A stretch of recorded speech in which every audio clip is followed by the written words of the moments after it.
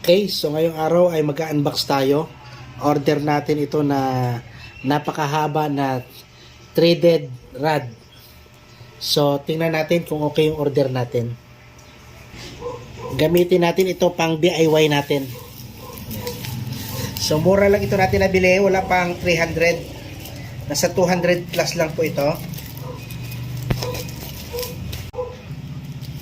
Okay, so ito na. Yan po, oh.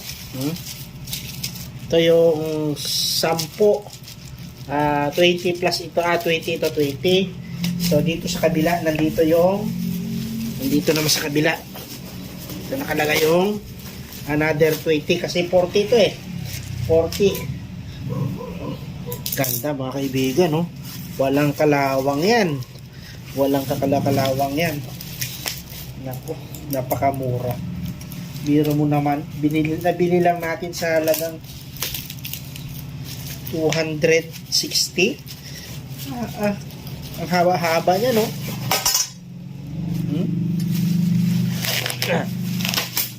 Oh. Yan, no? Napakahaba niyan, threaded rod na yan. Threaded rod na yan. Kahaba niyan. Yan. Ito pa yung another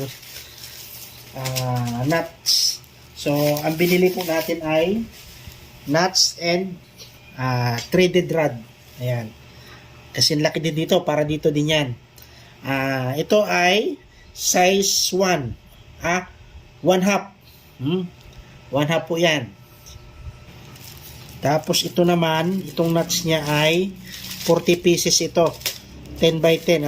10, 10, 20, 30, 40. 40 pieces. Ayan. So, ngayon, titistingan natin siya kung sakto dito itong nuts niya. So, ito na po. Titistingin po natin kung sakto dito sa rod.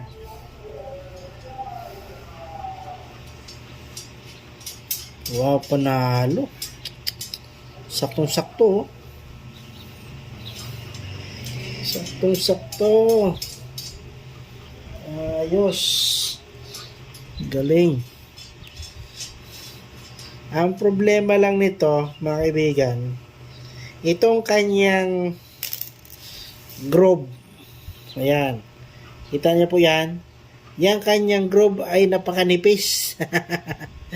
Yun lang ang problema niya. Pero malalim ang kanyang groove, napakalalim. Ang problema manipis. Hindi kamukha nung iba na makapal yung kanyang groove.